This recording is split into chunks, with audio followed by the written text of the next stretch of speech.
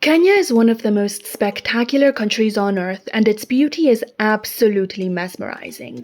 From its landscapes in the Rift Valley to its wildlife, beaches, coral reefs, its incredible culture, history, mountains, and forests, this is a country that has something for everyone and that will surpass all your expectations. But how do you travel here? Do you need visas? Is it safe? How do you move around the country? In this video, I'll answer all of these questions and more so that you have all the information you need to travel to Kenya right here. By the way, if you're new here, my name is Laura and I've spent the past few years traveling around Africa and Europe, so if you like travel content, whether it's travel vlogs or more informational videos like this one, make sure you subscribe and you hit the bell for notifications.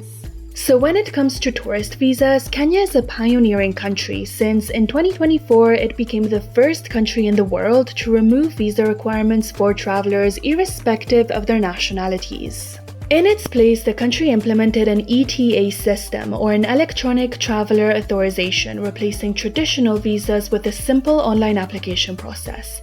This costs a minimum of $30 and it is valid for 90 days.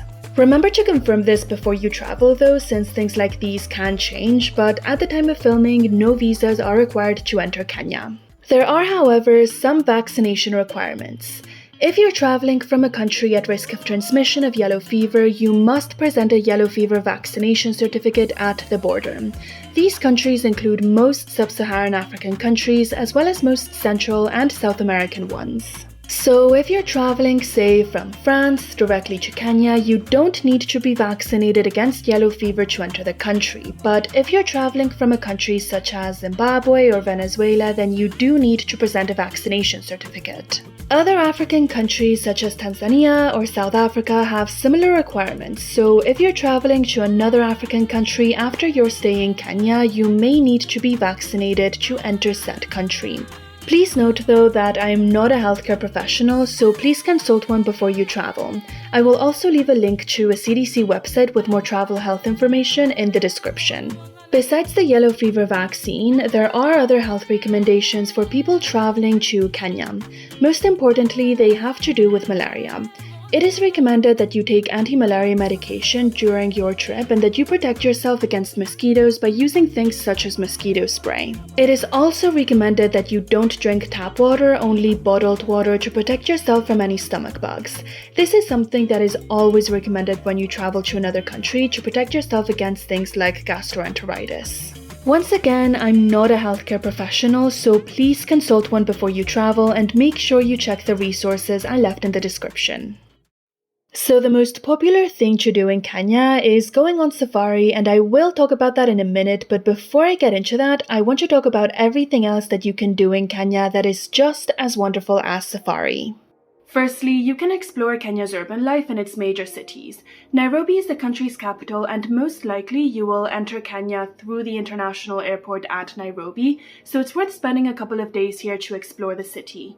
There are lots of things to do here, and Nairobi is really chaotic, but it's also really fun. Another option is for you to explore Mombasa.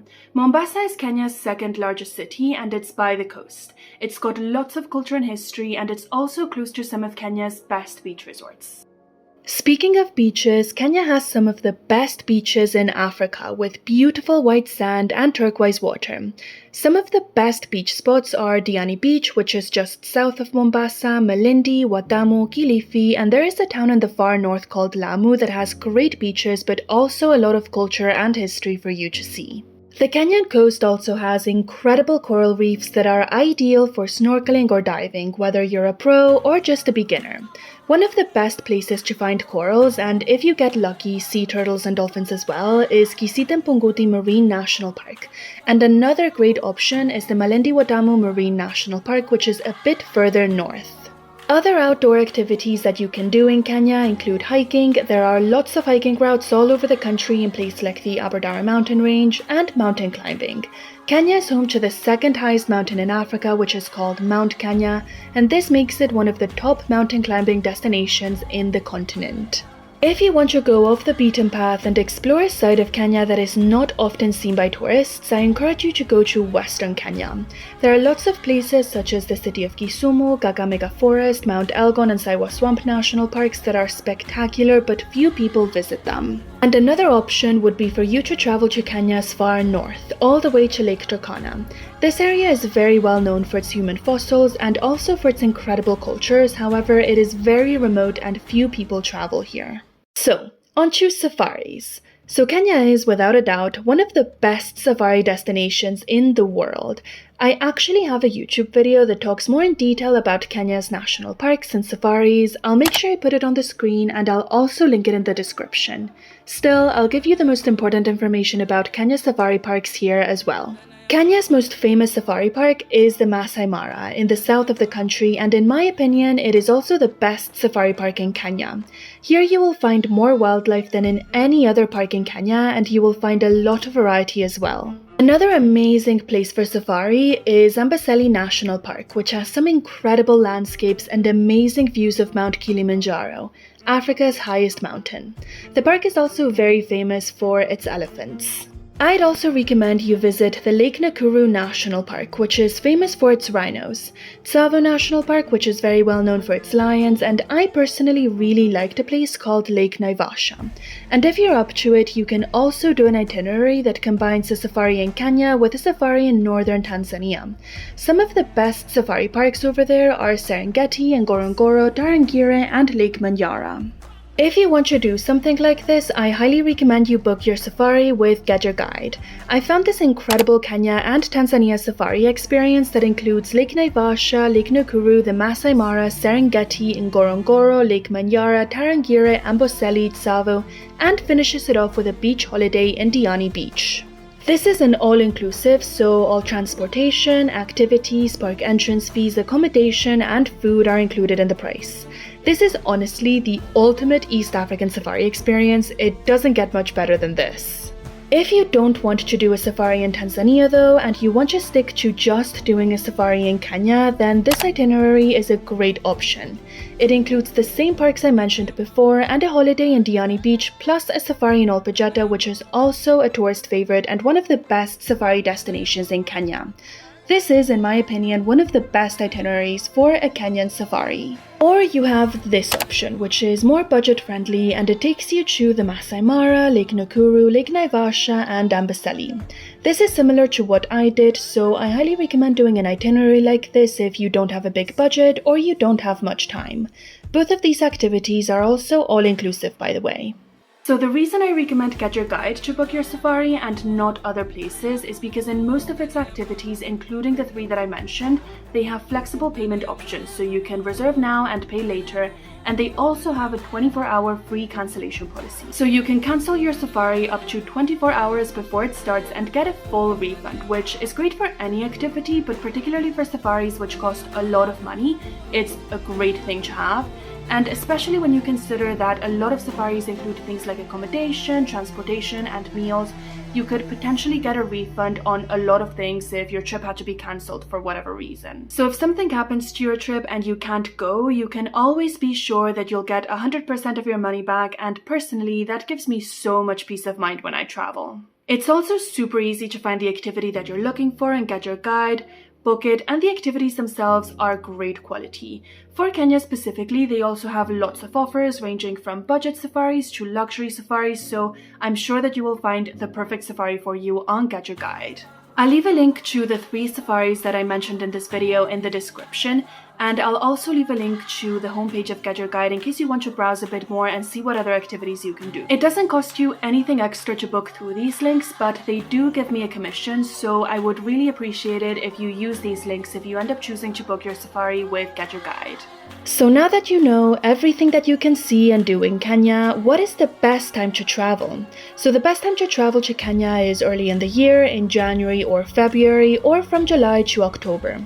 This is the dry season in Kenya, and it's the best time to go on safari and to go to the beach. That said, I personally traveled off-season in late March, and I actually really liked traveling during that time. I still got to see lots of wildlife while on safari, and even though it was the rainy season, the weather wasn't too bad. So there are several ways that you can move around Kenya. The first way is flying. There are two main airlines that are Kenyan Airways and Jambojet, which is a budget airline. They have flights to all major cities like Mombasa, Malindi, Lamu, Kisumu, etc. You can also fly to certain national parks and reserves such as the Masai Mara or Amboseli, but this is quite expensive. Another option is to travel by road. Kenya's landscape is beautiful, and when I was there, I really enjoyed going on road trips around the country, so I highly recommend this. If you book an all-inclusive safari like the ones I recommended on Get Your Guide, transport by road will be included in the price, so you don't have to worry about transport. But another option is to get a rental car or travel by bus if you choose not to book a safari. For short and medium distances or moving around within a town, you can use private transportation, buses, or matatus. Matatus are mini bus taxis that carry up to 14 passengers, but you should know that this is a risky method of transportation. The Kenyan currency is the Kenyan shilling. As of right now, $1 is roughly 145 Kenyan shillings, and US dollars are also widely accepted within the tourism industry as long as they're not torn and they're not more than 10 years old. ATMs and banking services are easy to find in all major cities, and all major credit cards like Visa, MasterCard, and American Express are widely accepted. As for electricity, Kenya uses a Type G plug, which is the same type of plug that is used in the UK. Lastly, let's talk about safety in Kenya. Overall, Kenya is a safe country to visit, particularly the touristic areas like national parks or the coast. So just take the same precautions that you would take anywhere else. It is recommended, however, that you avoid the east of the country close to the border with Somalia due to insecurity, and that you're more careful when you travel to the far north of the country. Northern Kenya has experienced a conflict due to water scarcity in the past few years. As a tourist, this isn't something that should affect you too much, but make sure you're well informed before you travel to this region of the country. And as always, if you liked this video and found it useful, remember to subscribe and hit the bell for notifications, and I'll see you in the next one.